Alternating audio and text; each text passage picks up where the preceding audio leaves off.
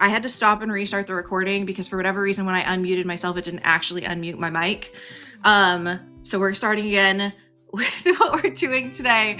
Apologies for those of you that are on live, but I just want to make sure I capture this in the recording. So what we're going to be doing today is we're going to be doing a systems audit. It's something I recorded a podcast on earlier this week. I have a whole blog on it, which I'm going to kind of be walking you guys through visually. I've got a Notion template I'm going to be providing for you, but the whole idea behind what we're going to be doing today, which full transparency, I'm a little under the weather today. I've been fighting something all week. I didn't really realize it until last night when my body was just kind of like, no, we don't feel good. I didn't realize it was an illness until last night. I just thought I was tired. But we're going to go ahead and do this audit today. I had it on the calendar and I just wanted to tackle it. And then I'm probably going to watch Christmas movies the rest of the day, if I'm being completely honest. But the idea behind the systems audit is to help you consolidate, simplify your tech stack, save you some money, save you, create some white space, because for so many of us, we can kind of accumulate subscriptions, right? And that is kind of what the systems audit is about today. So what we're going to start by doing, and hopefully this will only take roughly 30 minutes, but we're going to start by listing everything that you're paying for. And I'm going to literally do this on the screen and show you guys all the tech that I am paying for. So I'm going to have a credit card statement open. It's my business credit card. I'm not going to show you guys that obviously, but it's my business credit card. So I charge the majority of my subscriptions to it. And then what I'm also going to open, because there's a couple apps that I pay for, I'm going to open my Apple subscriptions as well. If you're an Android, do whatever you need to do there. But we're going to go through your subscriptions, okay? Even go to the places where you are paying for stuff. So like, for example, my Squarespace, where I have my website, school, so on and so forth. So we're going to kind of gather the subscriptions. And then what we're going to do is you're going to ask yourself three brutal questions. Am I using this? Could something I already have do this? Is this creating clarity or clutter? These are kind of the three questions that we're going to ask. And based on those three questions, we're going to decide, are we going to keep this? Are we going to consolidate this? Are we going to delete this? Or are we going to trial this? Now, for full details and full breakdown of the entire audit process, like the nitty gritty, again, once I post this recording, I'm going to go ahead and include the link to this blog post, which also has the podcast on it as well. But I'm going to include the link to that podcast and this blog post so that you can kind of follow along.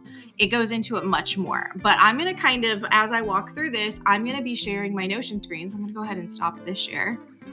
I'm going to be sharing my Notion screen to walk you all through this. Okay, so let me go ahead and get this pulled up. And actually, this is really good because I've known for a while that I have this template, this database inside of Notion, and I haven't been using it. And I think this is a great way to use it. So it's a software and apps database inside of Notion that I'm going to go ahead and use to do this. Now, if you've bought my Burned Out Biz Owner bundle, or you bought the Notion Solopreneur Life and Business OS, which was on Black Friday sale, but even a couple people have trickled in and bought it since Black Friday.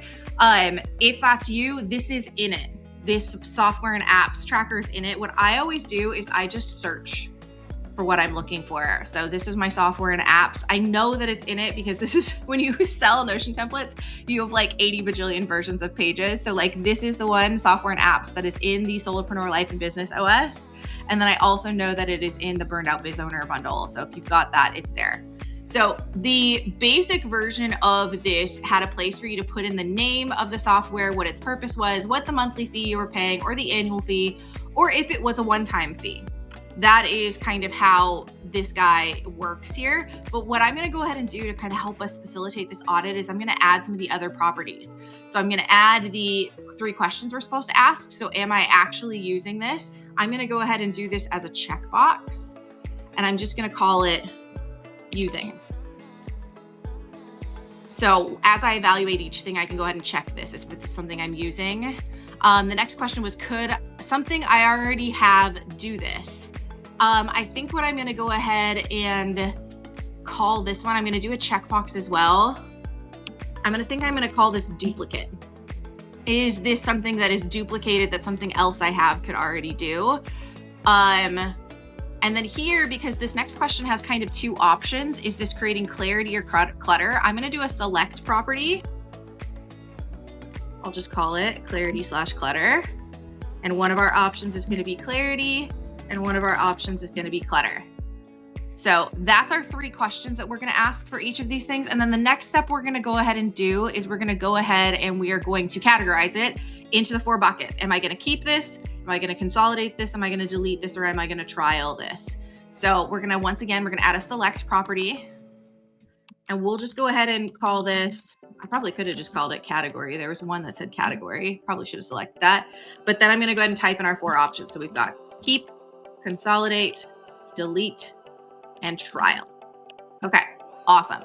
So these are all of the categories I'm going to need to be able to do this. And so now I'm going to go through and I'm actually, for the sake of doing the systems audit, I'm going to go ahead and duplicate this view. So you just click on the view and then click that duplicate. I'm going to duplicate this view and I'm just going to call this version of the view audit. And the reason why I want to do this is I don't want to worry about the purpose, the monthly fee, the annual fee, the one-time fee. All I want to do is I just want to worry about the steps in this actual audit. I don't want to worry about how much I'm paying. That's not the point of doing this. Okay. So I'm going to go ahead and I'm going to start inputting my subscriptions that I'm paying for in here. All of my tech that I'm paying for in here.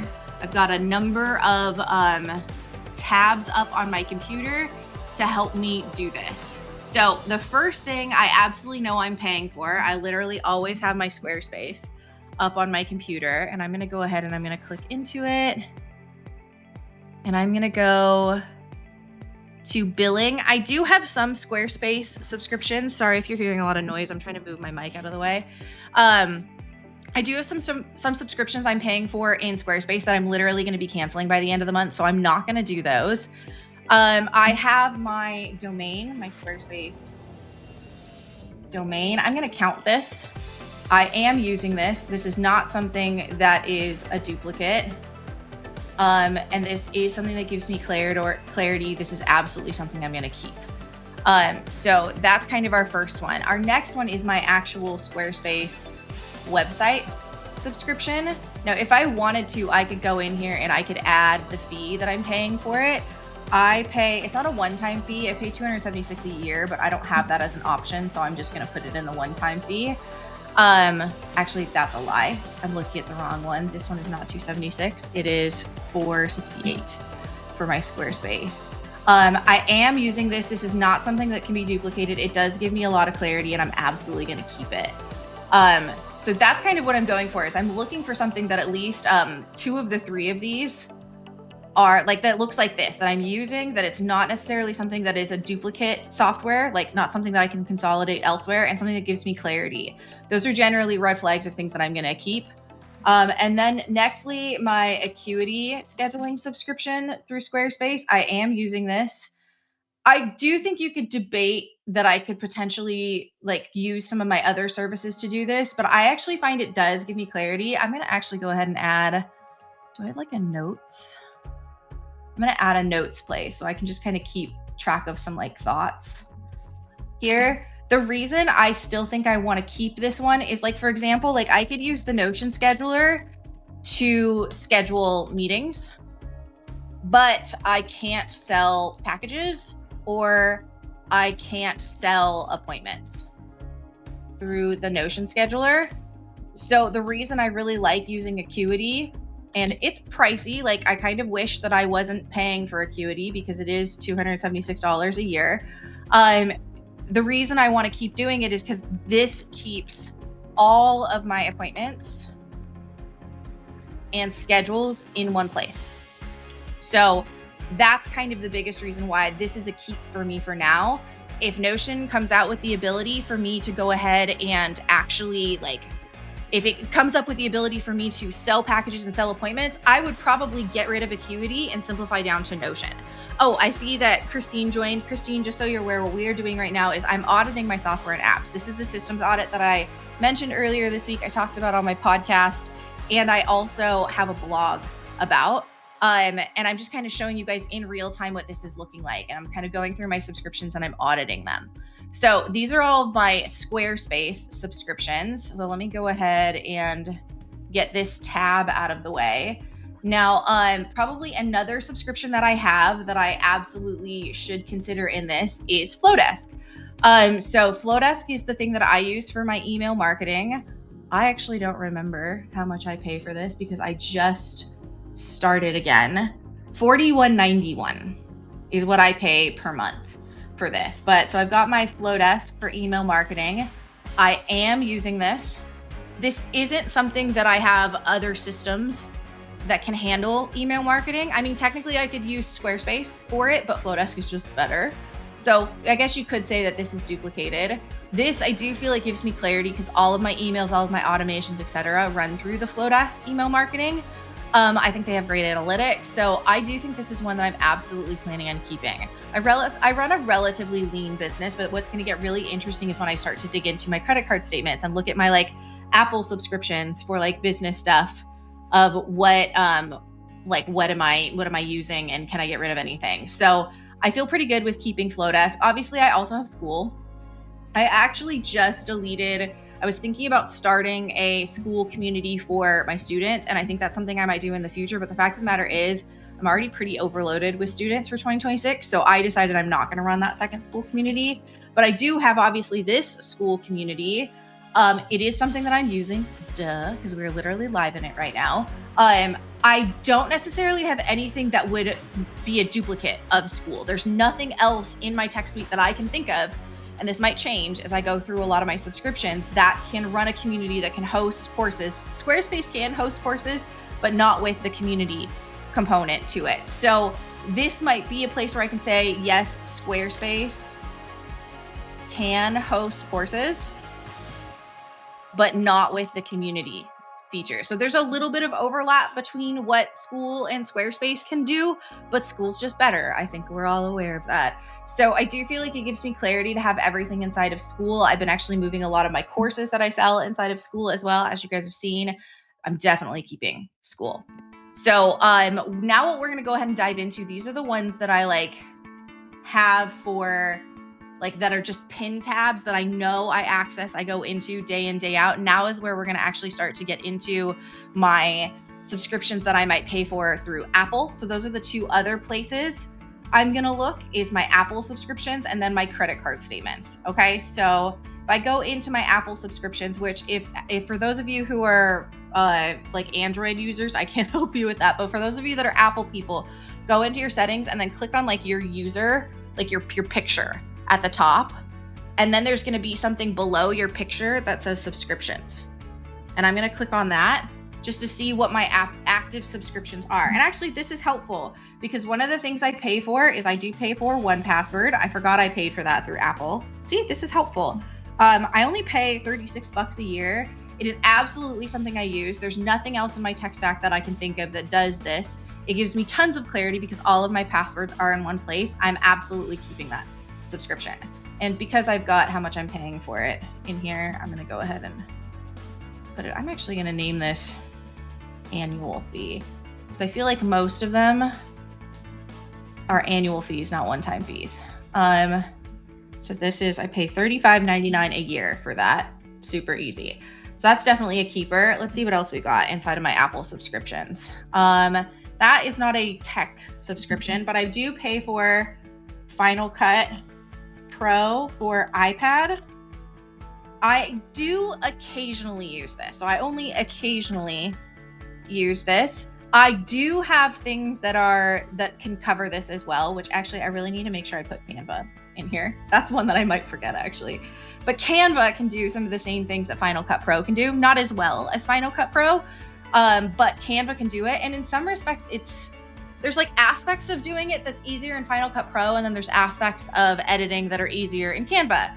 There's a little bit of give and take. So I do feel like this one might give me clutter, and this actually might be one that I would consider consolidating down. It doesn't have an exorbitant cost. I only pay $5 a month for it, so it ends up costing me $60 over the course of the year, but this is something that Canva can do. So that actually might be one of the systems that I end up deleting and simplifying. And again, this is kind of why I removed the cost columns from this. I can keep track of cost in this spreadsheet, but I removed the cost columns from this particular view because that's not why I'm doing it. Cost isn't why I'm walking through this process. Why I am walking through this process is because I want to simplify my tech stack. That is why I'm doing this. It's to create a more seamless, a more simplified tech stack. Now, the next one I want to look at, which for whatever reason I cannot figure out where the hell to do this inside of Canva. How much do I pay for Canva for a year? Where's the billing thing inside of Canva? I like literally can't find it. How much is Canva for a year? Okay, well, whatever. I don't need to know how much it is. I just need to know that I pay for Canva. So Canva is something that I do use. I use Canva all the damn time. I actually don't think I have anything else in my tech stack that is a duplicate of what Canva can do, because Final Cut Pro can do like my video editing, but it can't necessarily have graphics and templates and stuff like that. So Canva is kind of in my particular tech stack, and this might not be true for you. You might be in a different situation than I am. For my particular tech stack, I don't have anything else that does what Canva does. So this is actually a place that gives me tremendous clarity. I've been using Canva Pro for literal years at this point in time. So I do think this is one I would notice if I got rid of Canva for sure.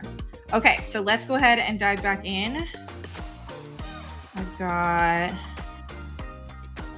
Okay, so none of these other ones that I have here in my Apple subscriptions are business tech stack things. So we're gonna keep going. Okay, I know another one that I particularly use is Riverside. Riverside is something that I use for podcasting. I absolutely use it. I don't think there's anything else in my tech stack that could do it. I do have a lot of clarity around, like I do feel like Riverside gives me clarity because basically anything like in regard to recording and whatnot, I can use Riverside for. So this is definitely a keep for me. Now that I think of that, one of the other things that I use in my tech stack that I just thought of is I use Loom. Now, for those of you that don't know, Loom, the whole idea behind Loom is to help you cut down on meetings. So instead of needing to schedule a meeting with somebody to show them something or to walk them through something, you can record a Loom and then you just send them the recording of the Loom. Now, Loom and Riverside have some overlap.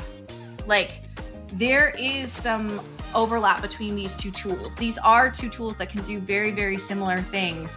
So I actually don't know. These two, Riverside and Loom, might be ones that I might consider consolidating down. I don't think I would get rid of Riverside. If I consolidated, I would probably get rid of Loom. But this is where I'm kind of torn because there's some things that I use Loom for that I wouldn't ever use Riverside for example, like those quick shares. Like if you've ever asked me a Notion question and you're inside of Burnout Proof Business or you're inside of one of my paid memberships, if you've ever asked me a Notion question, what I will often do, because obviously Notion is very show and tell, like it's very much share your screen, show me how to do it. That's kind of how Notion content ends up working out.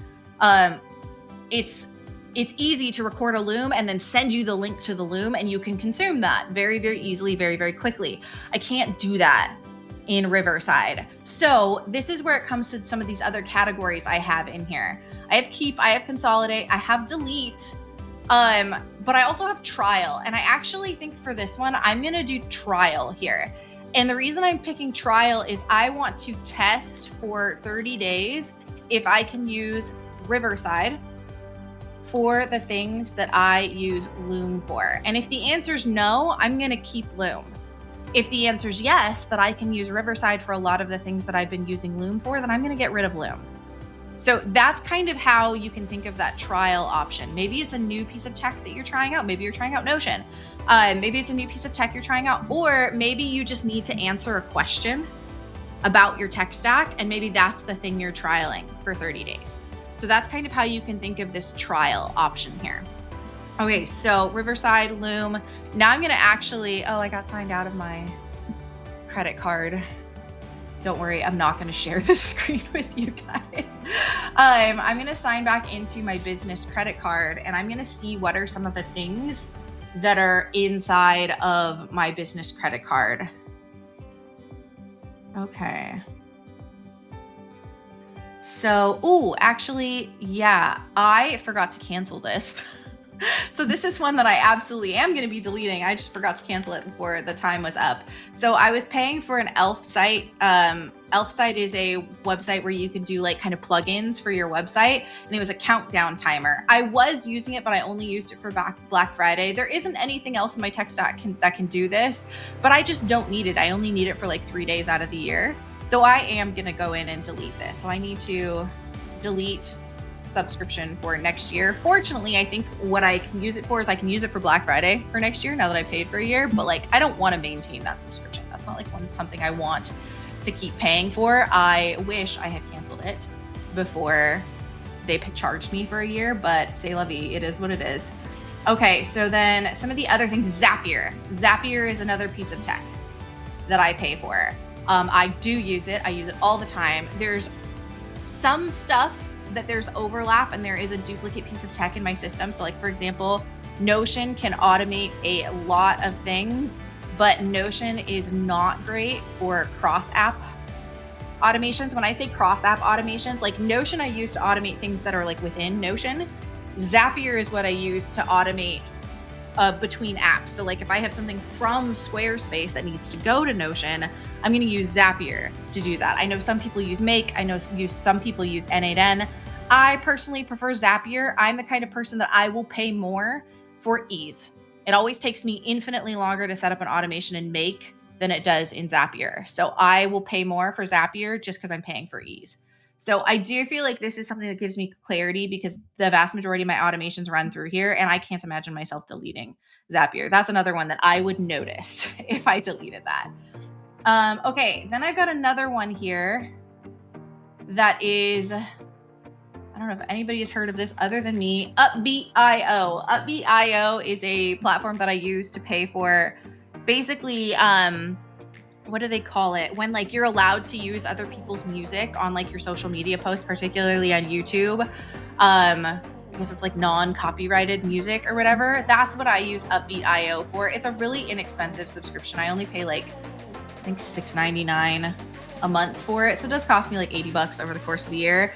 I do use it. I don't really have anything else that does what it does. And it's one of those things that I unfortunately feel like I'm kind of locked into keeping because I have YouTube videos on my YouTube channel that have some of this music in the background. So c'est la vie, that might be one of those things that is just kind of like, I wish I didn't need to track it or I didn't need to keep it, but I kind of do. Okay, now another thing that I pay for, this is really enlightening actually, is I pay for something called Early, which is a time tracking membership. I have this little thing on my desk that I can flip to keep track of my time, which actually I forgot to flip at the start of the session. This is actually something I find with this a lot is that I forget to flip it so that I don't have accurate time tracking, which isn't ideal. So I actually would say I like kind of use this. Like I'm not super consistent about using it. This is actually making me think that maybe instead of this being a checkbox of do I use it or do I not use it, maybe it should be more of a select property. And maybe I have a yes, a kind of, and a no as my select options here. So like I use my Squarespace domain. I use all of these. I use school. I use this. I kind of use Final Cut Pro. I use Canva. I use Riverside. I use Loom. I kind of, actually I would say I don't really use Elfsight. Oh wait, no, that was for Loom. My bad.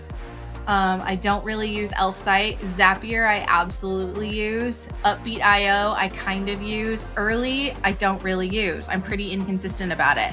Also, in terms of duplicate, I could time track in Notion. My Notion system is actually set up to do some time tracking. And if that's something you're interested in me sharing with you, I absolutely can. Go ahead and drop a comment, whether you're in the chat right now. Drop a comment in the chat. Let me know if that's something you're interested in seeing from me. If you're watching the recording, drop it in the comments if you're interested in me sharing how I do time tracking in Notion. Because my Notion is set up to do it. And I actually, in a lot of ways, I find if I can do it in Notion, I might as well just do that because it's already integrated into the system I use, you know? So I feel like this one is something I have a duplicate for. I do feel like this is kind of creating clutter. I mean, shit, it's like a thing on my desk as well as a thing that I'm paying for. So this actually might be something that in the grand scheme of things I delete. And the funny thing is I just started paying for that again. But in the grand scheme of things, I probably don't need to pay for it. This is why doing stuff like this, I actually think is really, really helpful because sometimes we get suckered into, oh, I could do this. This would be a good thing for me to buy. But then when we're really honest with ourselves, when we do these kinds of audits, we realize, well, shit, like in actuality, this is something that I already have something else that can do. So it's a waste of expense. It's clutter in your tech stack for you to actually use it and for you to actually pay for it. So this is one of those for me. I'm like calling myself out. Okay, so we've got that. We already did Squarespace Acuity. We already did the Squarespace domain. Elf site, Flowdesk, Loom, School, ManyChat. See, this is why this is so helpful to do. ManyChat is another thing that I pay for. ManyChat and Notion Social. I just saw both of these in my credit card statement. Now, ManyChat I use all the time. Notion Social I use all the time. There's really nothing else in my tech stack that can do what these two systems do. So I do feel like these are both things that give me clarity. ManyChat you could maybe argue is giving me clutter, but the fact of the matter is I do use it all the time. It does serve a purpose that nothing else in my tech stack can do. So I would actually say as of now, both of these things might be things that I keep. I might actually maybe try to look into some ways, like, can Zapier do these things inside of my systems? That might be something for me to look into maybe over the next 30 days, is to see if there's a way for me to cut down on ManyChat. But I do actually find, and actually I think another thing that maybe is worth looking into is the ROI of ManyChat worth it? One of the things I set up in ManyChat recently, which ManyChat is the thing that when you're on like Instagram and some other platforms, it's the thing where people will say, comment this word, and it sends you the information. And I actually find I perhaps don't get a ton of ROI from those sorts of automations, but something that has been giving me a lot of ROI is they recently introduced the ability that when somebody follows you, you can send them a DM. And when somebody follows me on Instagram, I immediately send them information about joining my school community. And that I actually have found is giving me a lot of ROI. So that's something for me to just look into. Is the ROI of ManyChat worth it? That might be something that's worth looking into over the next 30 days. So that would kind of be the thing I would say I need to do from the ManyChat side of things. Okay, let me see if there's anything else that I missed. I think that's a yearly cost. I'll put that in here. Let's see. I'm not paying for that anymore. That was a one-time thing. Okay, so I actually think the only thing that I am missing inside of here is this tool, which debatable whether you can consider this a business expense. This is something I pay for the year. And it's something that automatically pulls my transactions from my bank account into my finance tracker. So I love it because it makes budgeting and bookkeeping so much easier. I'm obsessed with it. It's called Finicom. There's nothing else in my tech stack that can do it. And it's relatively inexpensive. So that one's also one that I'm going to keep. So these are all of my tech stacks here. These are all of the things that are in my tech stack. And I'm going to count them all up. So there's 17 different things here. I have a relatively lean tech stack in the grand scheme of things.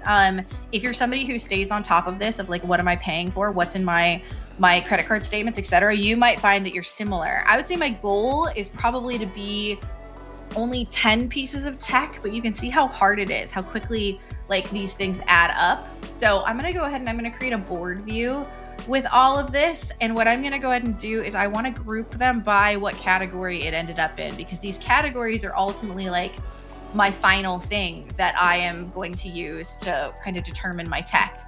The things that I'm keeping, I've got 12 of them. The things that I want to consolidate is Final Cut Pro. And I will say I'm pretty set on that. I don't think I need to be paying for Final Cut Pro on my iPad anymore. TBD if I'll ever come back to it. I guess it depends upon the kind of YouTube content I'm going to be creating, but I'm actually very strongly thinking about going toward YouTube lives as opposed to having to do like editing for YouTube, which eliminates the purpose for Final Cut Pro. So that's something that I need to consolidate down, which honestly kind of just means I need to get rid of it. I have Early and Elf Site, which I'm going to delete those subscriptions for. And the idea with this deletion of subscriptions, don't wait to delete these. Like as soon as I end this call, I'm going to go into Early, I'm going to go into Elf Site, and I'm going to delete those subscriptions. I'm going to end them right now. I'm not going to wait until the end of the next billing cycle, because what happens? Like we forget, right? So I'm going to delete these 3, and then I'm going to kind of experiment with these 2 over the next 30 days, couple months.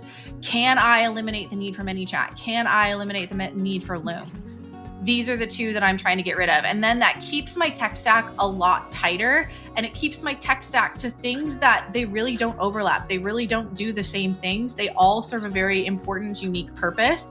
And, debatably, there's some of these things in here that maybe I shouldn't have included in this. Finicom and 1Password really aren't business expenses to me. These are things that I use in my personal life as well. 1Password is keeping track of my passwords for everything. Finicom is keeping track of my personal finances as well as my business finances. So really, in the grand scheme of things, when I look over at this board, only 10 of these subscriptions, which is right where I want to sit, like the fewer subscriptions, the better. Only 10 of these subscriptions are legit business subscriptions. So we're keeping the tech stack lean, we're keeping the tech stack intentional, and we're really making sure that we're not having a ton of overlap in the tech that we're using. So I'm going to go ahead and I'm going to stop my share because this is essentially it. This is the systems audit.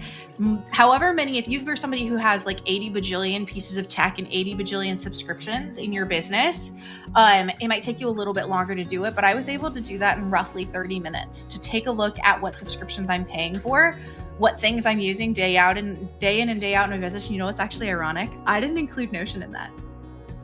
I just realized that I didn't include Notion in that because Notion is almost such a part of my tech stack that I forget about it. Well, that's a yes. We're keeping that. We are 100% keeping it. There's nothing else in my life that I would want to keep more than I would want to keep Notion. Okay, so I have 11 things, 11 pieces of tech. Oh my God, that's actually really funny. But anyways, I do recommend doing this because I think it helps you catch the things that you're just like, why am I paying for this? These two things do the same thing.